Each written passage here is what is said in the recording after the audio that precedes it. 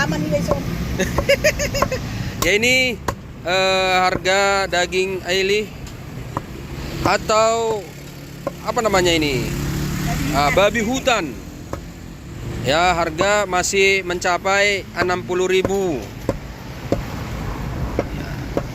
Babi hutan ini babi hutan yang segar, hidup di sepanjang jalan Jalan Gereja Pematang Siantar.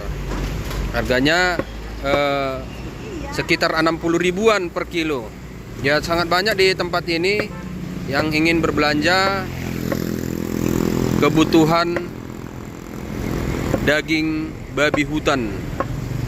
Ya.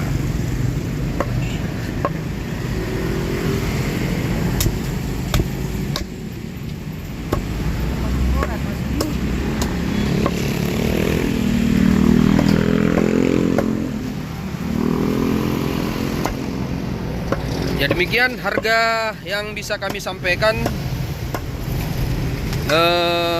Babi hutan atau biasa disebut orang Aili, ya, di sepanjang jalan Gereja Pematang Siantar.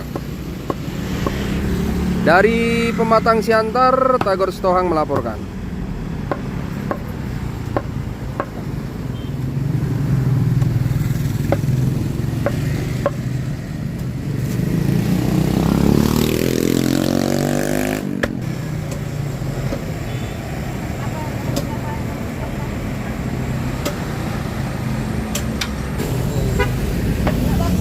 Dari pasar pagi.